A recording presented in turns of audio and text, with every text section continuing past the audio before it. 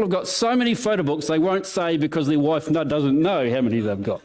That's a really good start.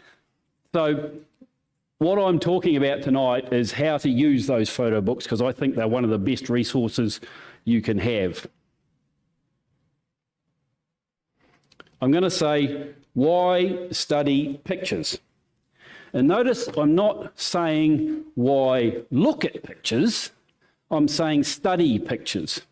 And this relates, I think, to print night. When we have these images come back for the assessment night, there'll be on the wall there, and we have this really fantastic thing where everybody wanders in, and usually we all go that way, but there's always somebody who goes the other way, looking at the pictures. And we wander on looking at 30 pictures. You can't study 30 pictures to the extent that I'm going to talk about tonight.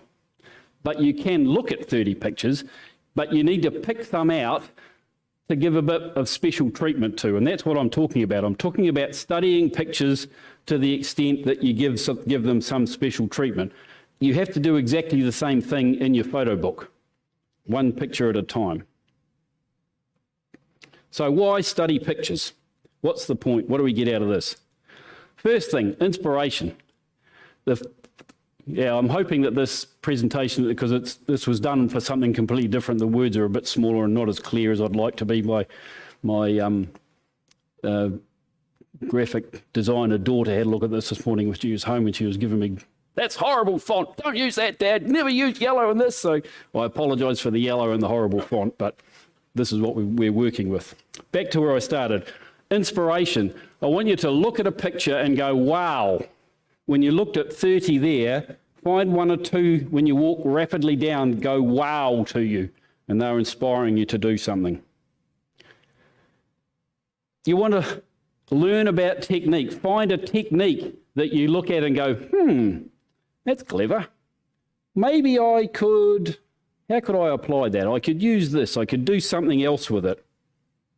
Technique. Or editing.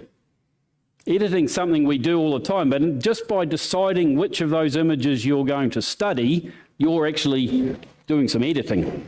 So learning how to edit is part of learning how to study pictures. So let's talk about those things one at a time. Inspiration. We can be inspired by the old masters.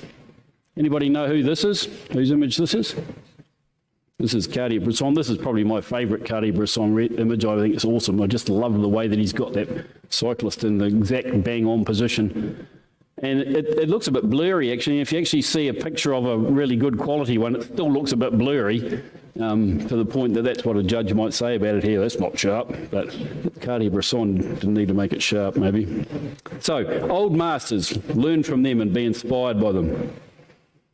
Contemporary photographers.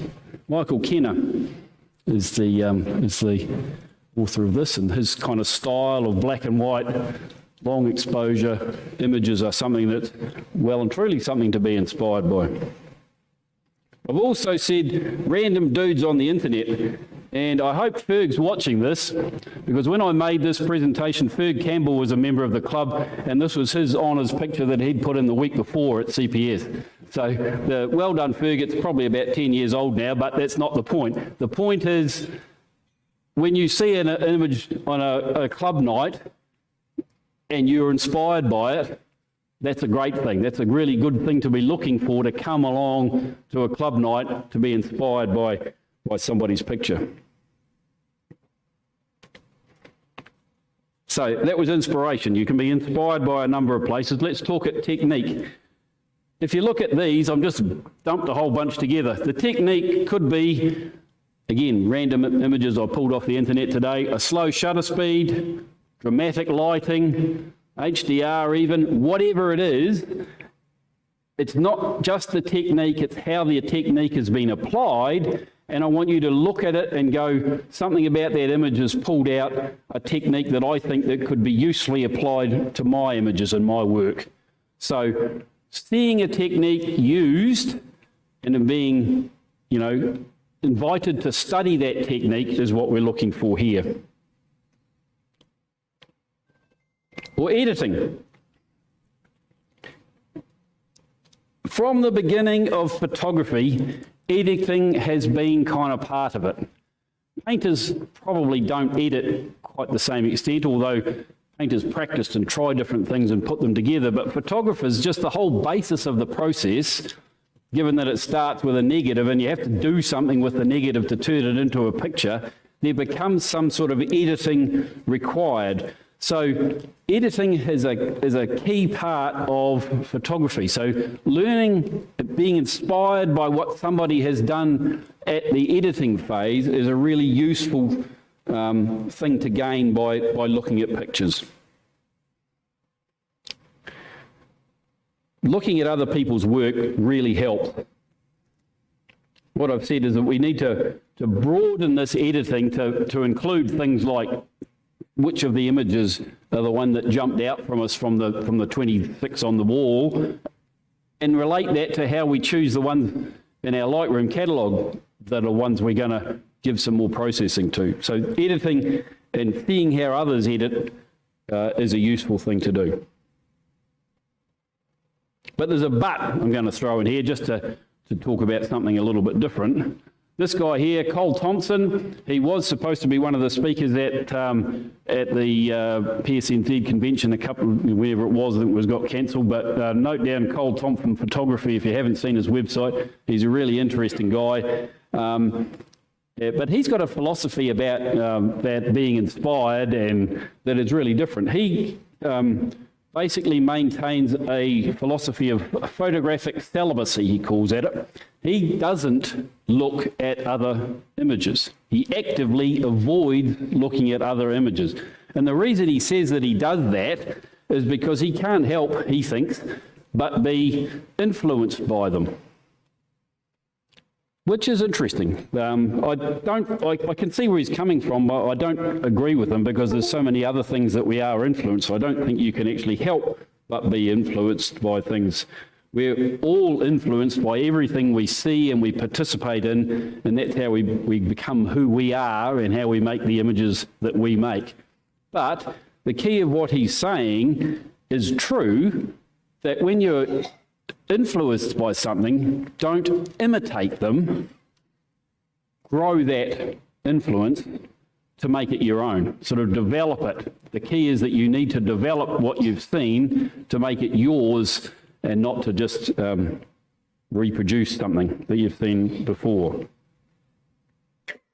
Okay, that's what you're going to try and do when you look at the pictures, but what is it that we need to look for when we start a sort of a by numbers process? And I'm going to hand you out a cheat sheet at the end of this, which is a by numbers how to look at pictures, and so that's something we can start off. What do we look for? The first thing is the image type.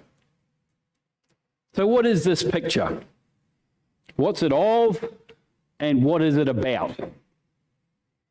Is it an action picture? Maybe a picture of a motorbike leaned over into the corner is an action picture. That's what it's of. But is it about that? Is it instead about danger, control and precision, excitement, something else? It's not necessarily about action. It's about potentially something else. Or a portrait or a study of a person is a picture of that person, but it might be a picture about beauty or about character or about perhaps the character's relationship with the environment. So when you say, what image type is this, take it a step further. Even a nature image, a picture of a bird might be a picture of a bird, but it might be a picture about the wonder of flight. Or a picture of a grebe and a chick is a picture of the grebe and the chick, but it's actually a picture about family and relationships and other stuff. So think about what the other stuff is and what type of image you're looking at.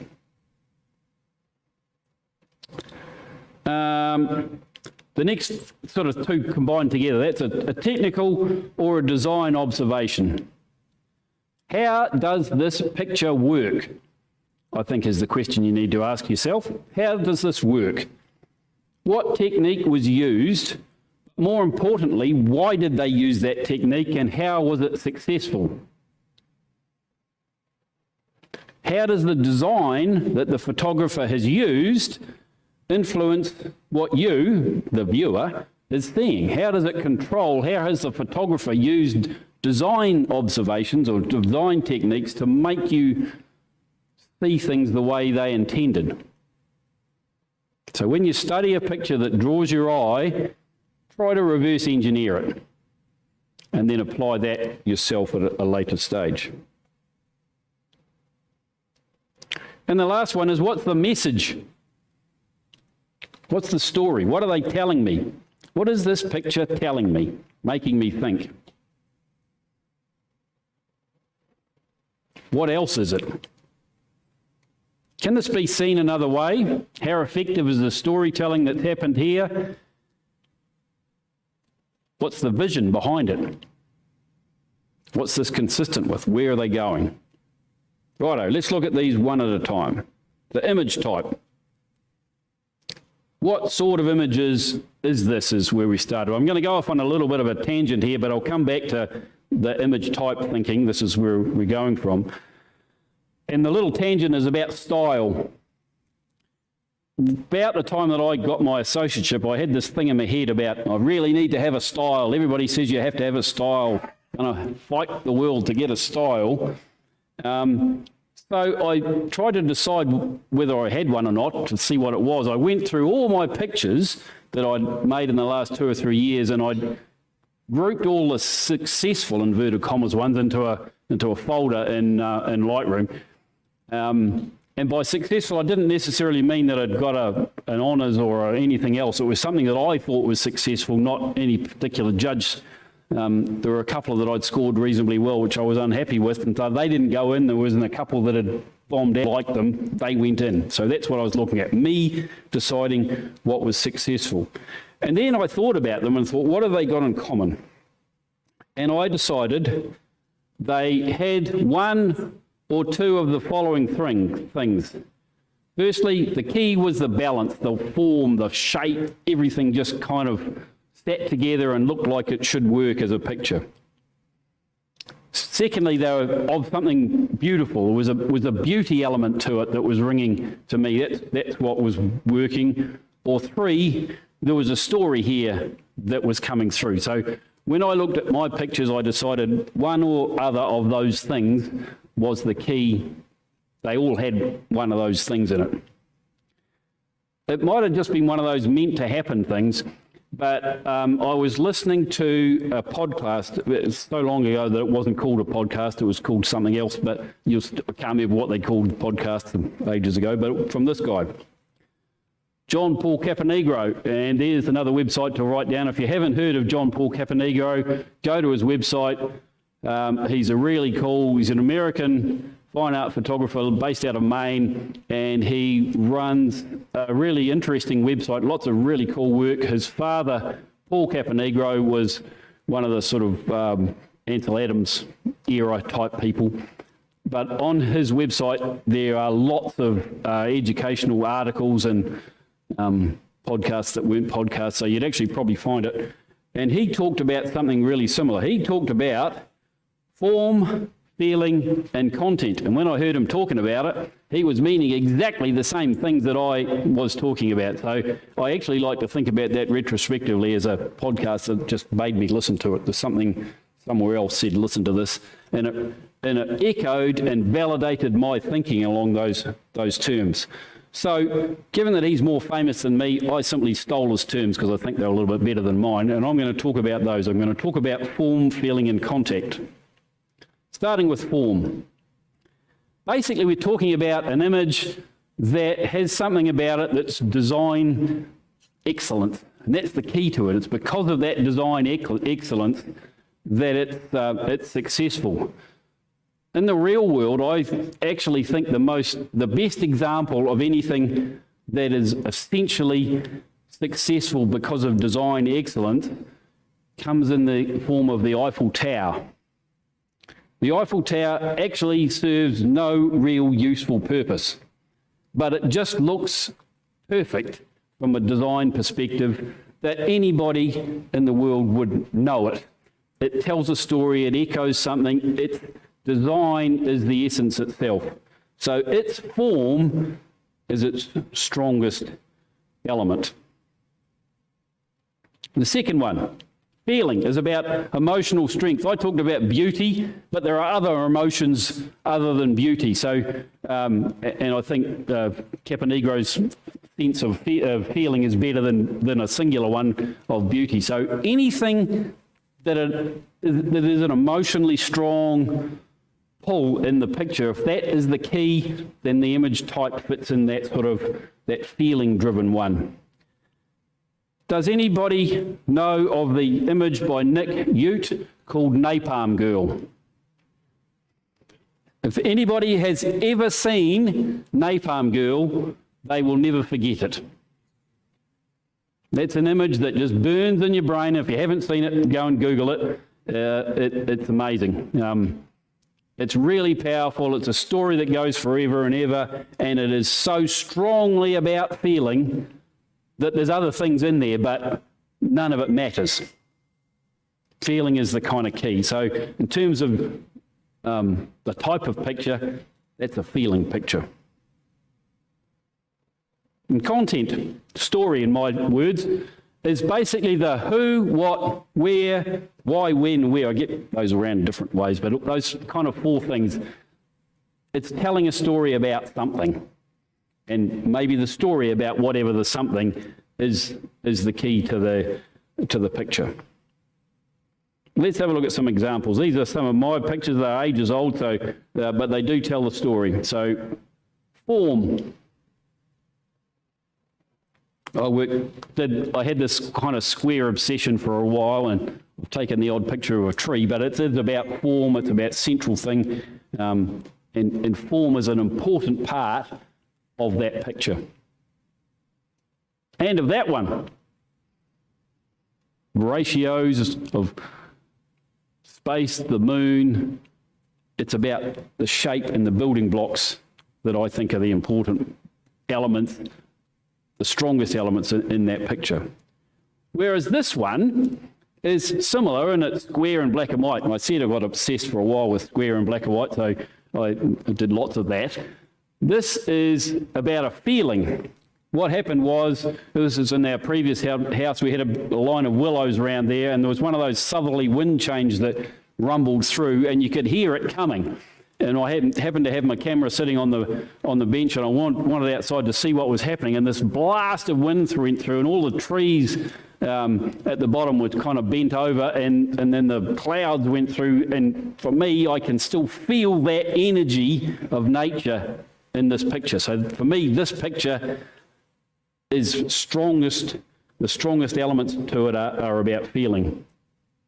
And this one's underneath a wharf with a sea and reflections of things. It kind of feels like a forest, but you know, there's a feeling of the place and the space that becomes an important thing for me.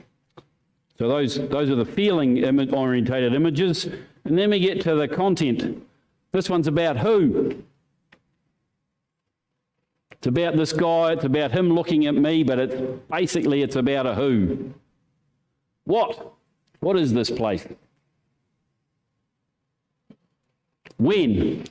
This actually fits in a when better with two or three other pictures, as quite often photojournalistic kind of things. It was a New Year's Eve party in the square, and there's a few other things tell you it was a New Year's Eve, but it has the New Year's Eve energy about it. So time was of the essence to this one.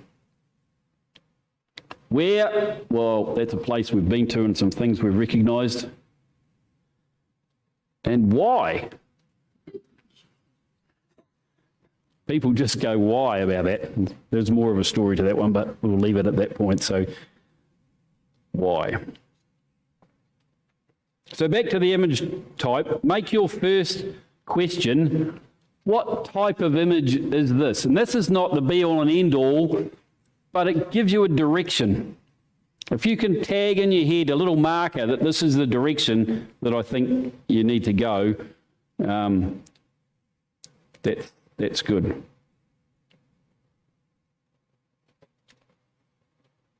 The next one. So we looked at image type. We're now talking about the technical observations and the design observations. So ask yourself, how does this picture work? What technique was used to make this picture? But more importantly, why did the photographer use this technique to make that picture? And how does the technique or the design influence the way that you, as in the viewer, react to this picture? So you're back picking some techniques. Both of these things are about techniques, and basically what you want to do is unpick what they've done and then use that to apply it to your own work at a later date. So that was the technical or design observations. And the question you need to ask yourself is, how did the technical or design aspect help with the vision that you've been presented and you are interpreting? What can I learn from them? How can I do it myself? Let's look at some technical pictures with technical influence in it. This is like obviously slow shutter speed. Lots of it's blurry, a little bit sharp, so there's been some panning going on there. How does it help to portray something of this place? It's San Francisco, for those of you who haven't been there for a while or seen those trolleys, and the whole thing's hustle bustle and, you know, movement and excitement and things happening. So the show's slow shutter speed added to the energy. Technical lighting, it could be, you know, a structured lighting portrait such as this one. A little bit of Rembrandt light going on here. You can reverse engineer lighting and see that there's a big softbox, you know, camera left somewhere behind you. You can see the highlights in his eyes. You can see where the shadow is under his nose, all those sort of things. Lots of people have talked about reverse engineering lighting, but so lighting's a technical issue that is really worth reverse engineering if you like the effect and want to be able to recreate it. Equipment, in this case a lens baby. Does something completely different? Does it help? Is it something I'd like to have a go at? What am I going to do with it if I get one? How does it help my vision? So that's the technical things. Let's look at some design things. Square crop, like I said, I had a square crop crazy thing going on when I was making this presentation, so you're going to see lots of square crop pictures. There is something about the square crop and the picture right in the middle. It simplifies things, and you know, there's a character to them that are worth looking at. Negative space, big chunk of negative space, a silhouetted part of it at the bottom. How does that influence the design? What does that make me look at? How could I use that myself when I had a situation that, you know, there is some negative space? What I'm going to do with that negative space? Well, perspective. These converging verticals. Don't think I made much of an attempt to straighten the verticals there, just ran with it and went the other way. And what does it do? It gives us a sense of being pulled up. That's why that was used, so something else to look at. So we've looked at design observations.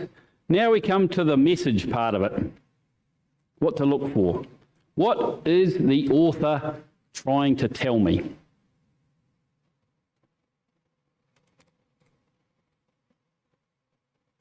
Get that one. Photograph something not for what it is, but for what else it is. I'm sure you've heard that minor white quote numerous times, but it's one of my favourites, and it really works well. I think one of the best examples of what else it is this. Pepper number 30. The first observation, Edwin Weston called this image pepper number 30. So there are at least 29 other pepper pictures that he went, they're not good enough, throw them out. Well, he probably didn't throw them out, but, they didn't make it like pepper number 30 is. So what is it, you think, that this particular pepper caught his eye, or the way he structured the lighting? What is it about this that he was trying to say? It doesn't take that much of a stretch of the imagination when you look at some of his other images. This is Clarice, his model / lover for many years. He did lots of nude stuff, and really, I think he was just doing a nude with pepper number 30, really. But that's cool. He made something else. But sometimes the way it comes across is not interpreted that way. What else is it? And the what else is it that the photographer might have is not always what else the world sees. Here's a really good example of this. Wynne Bullock, another person of that sort of era, made this image which he called Child in a Forest. The little girl's his daughter. He photographed this in 1951, and it was on a road just off to the side of the main road at that point, but not the interstate highway, a road between San Francisco and Los Angeles, and it's right in the forest. It was exhibited in an exhibition put together by Stieglitz called The Family of Man, and it caused a huge amount of controversy in the early, I think it was just the late 50s or the early 60s when the exhibition was come up.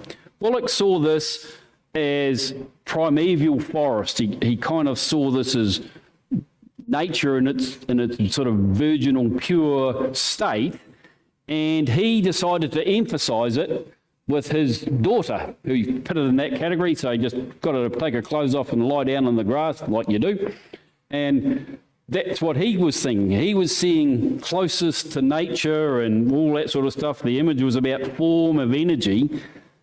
But so many other people, when this was exhibited, saw something sinister. They all perceived a body. They all perceived, well, you can imagine. So sometimes that just what else is it thing needs to be tempered or gets taken the wrong way.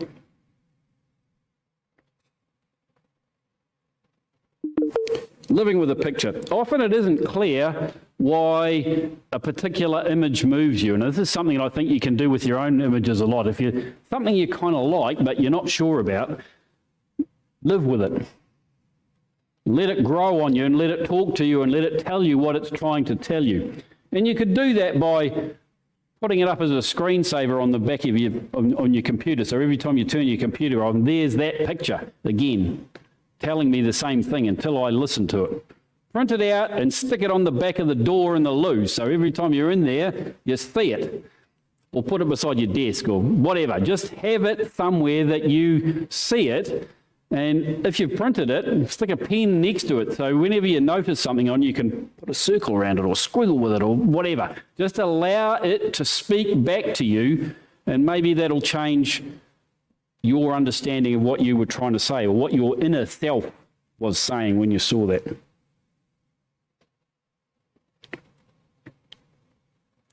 So what can you learn when you sit and study a picture? What can you learn about the subject? What can you learn about the author? There could be something that you're going to read into that. And is it the same thing that the author was trying to tell you? Or is he telling you something, he or she telling you something about themselves? And is it true, whatever you have decided? Or is it just me and my twisted mind, like the Wynne Bullock picture? Sometimes people are going to interpret things that are just not true. Does it matter? Probably not. And I don't think the author has any right to determine what you think of his picture when it's gone out to the world. But sometimes it's worth having a think about when you're looking at a picture, when you interpret a particular way. Was this what was intended? Does it matter what was intended? Is this what it's really saying? What's true? Well, nothing's true, obviously. It's all open to interpretation. So, the last element I want to talk about is vision. Kevin Russo. In order to be a successful photographer, you must possess both vision and focus, neither of which have anything to do with your eyes or the focus dial on your camera either, for that matter. It's about seeing behind things. So I'm going to talk about vision and clarity.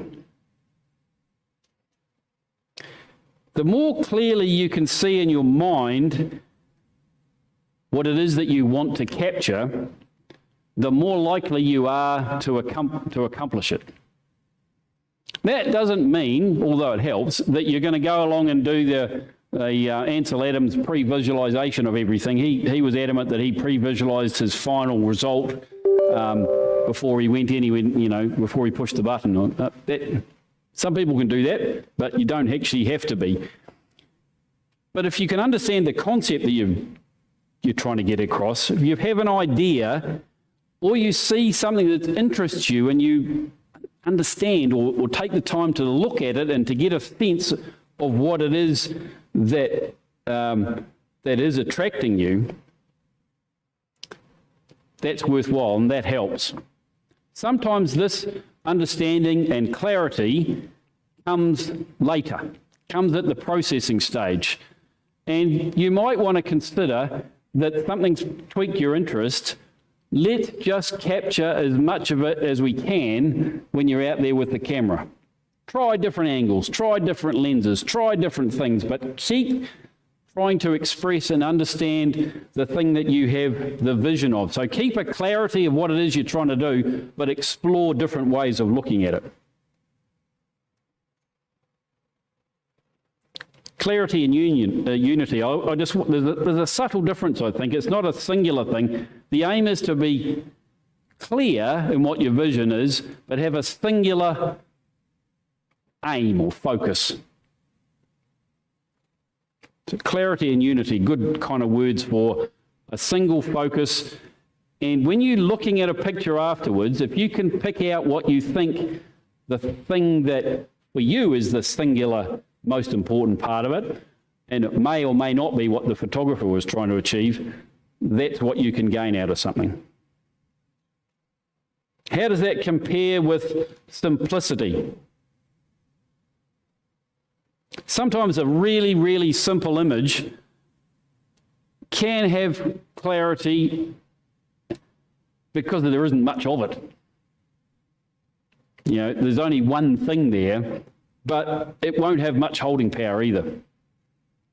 Versus a complex image, you might have something which is really complex, got lots of ideas, that doesn't have clarity or simplicity and is just a muddled, misunderstood thing.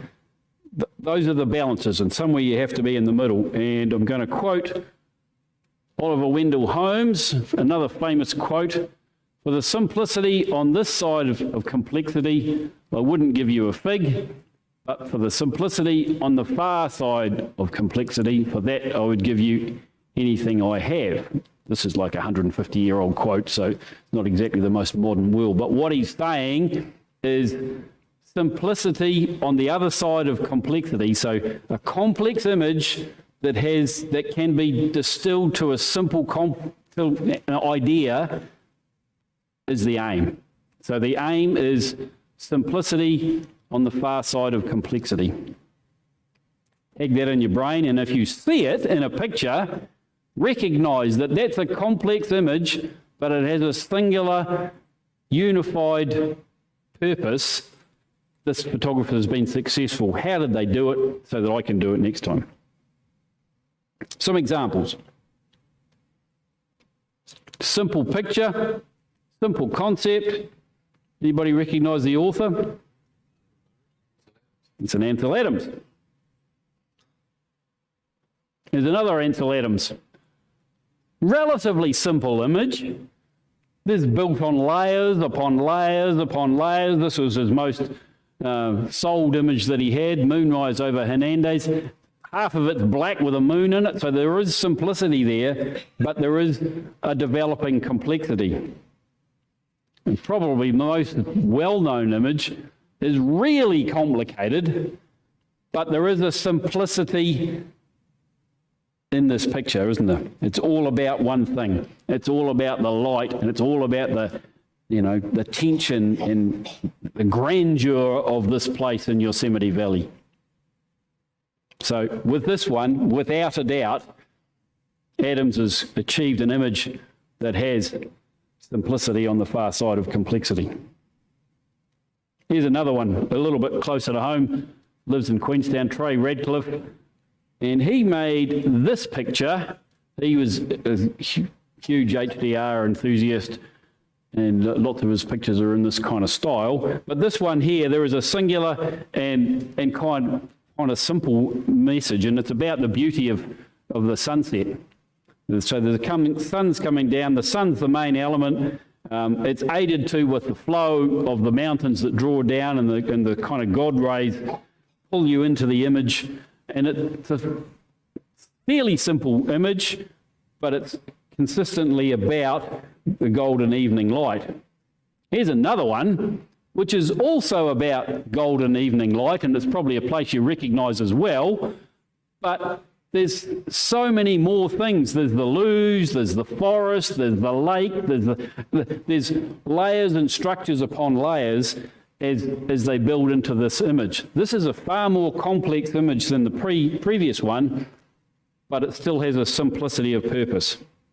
So, really good thing to be looking for and trying to replicate. So, there's the formula. What are we looking for? Image type, technical observations, design observations, or what's the message? What else could it be, and what is the vision? That is how to look at pictures. So now we're going to stop and we're going to have a cup of tea, because we wanted to experiment with this cup of tea at half-time thing instead of waiting for everybody to run away. So the lights can come on, the screens can go back, and I want people to start thinking about, we need 6 groups. So I don't know how many people there, must be about 40, something like that. So look to get yourselves in groups of about 6 or 7.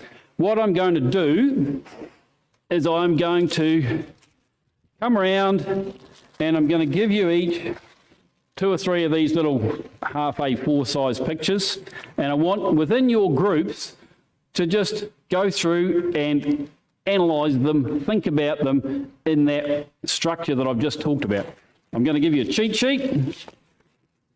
Again, I got told off by my design professional daughter who said, that's just awful, Dad, but it is awful, but it's got the right words on it.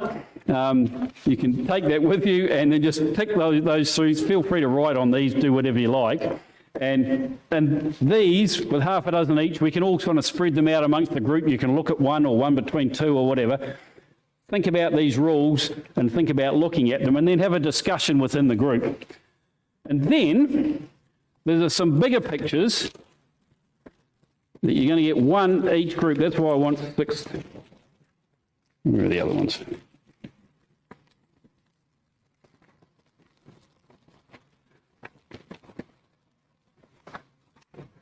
These bigger images, these are going to go 1 per the group, and I want you to collectively come up with a sort of a comment statement on them.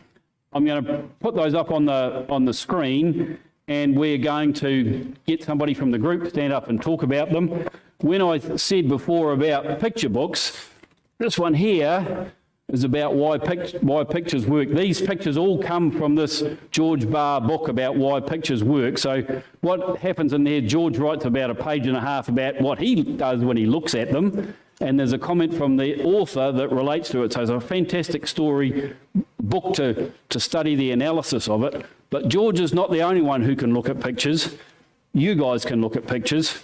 So we'll hear what the group says about it, and then I'll just read a couple of snippets from what George says. There are probably some people on the internet watching. Andrew, can they message a response? Is that the easiest way to do it, or they give my... Okay, so if you're watching this on the internet, when the pictures come up, listen to what the groups have to say about it. If you've got something to add, text it, put it on the chat part of the website, and Andrew will read it out, and we'll get to hear what you have to say, so everybody gets an input. So, right, go and have a cup of tea, form yourselves into groups, rearrange the chairs a little bit. We're going to have to put them back again at the end, and shuffle things around to get yourself groups of 6 or 7.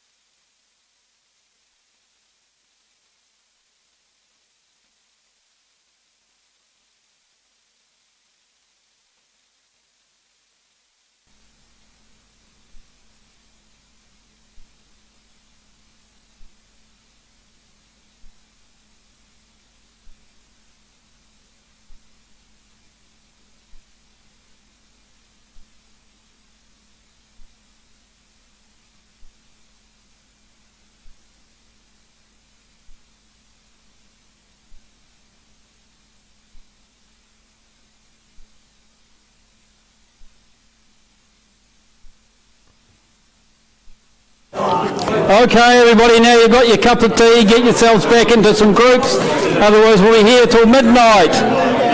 Come on!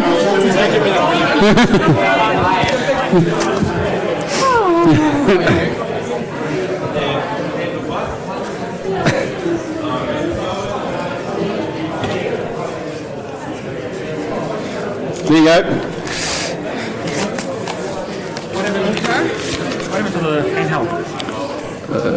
Was up there. I haven't touched it.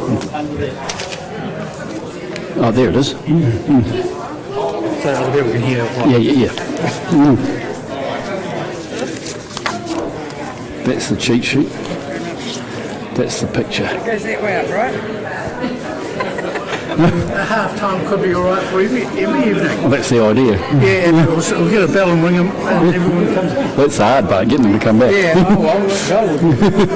Righto, here's a group. Thank you. 1, 2, 3, 4. Yeah, that one. And there's the cheat sheet.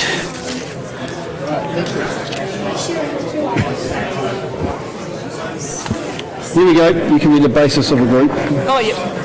3, 4. Thank you. Last instructions, if you remember. There's a picture.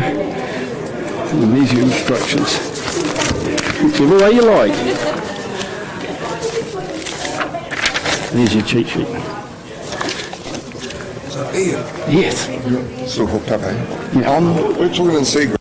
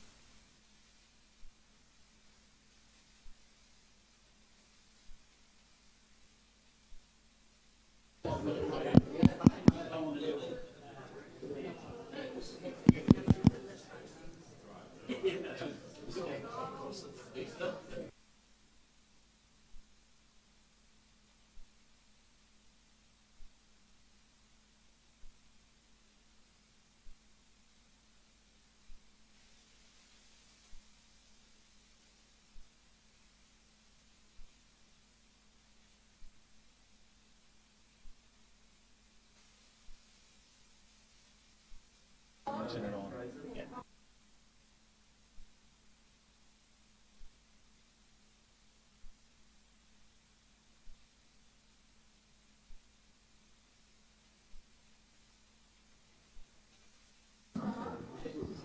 Testing 1 2. Testing 1 2. Testing 1 2. Testing 1 2. Testing.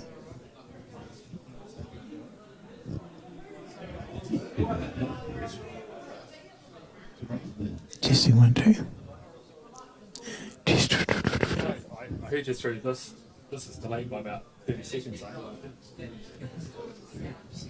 Is that one actually? I don't know. You have to ask.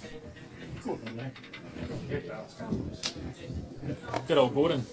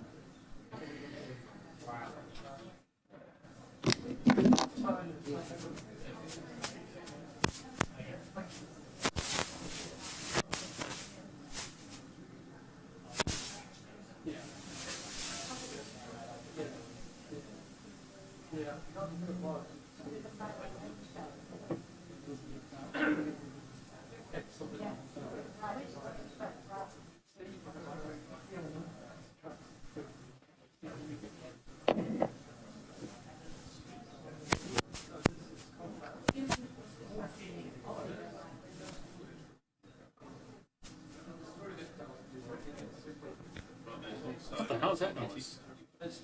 I thought you weren't doing the microphone. I can hear it go. Because it must have been.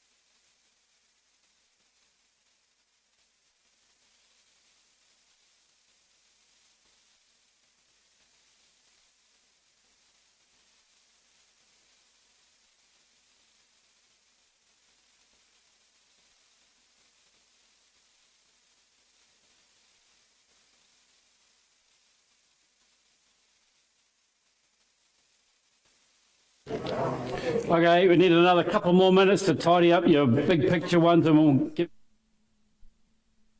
out here before midnight. Oh,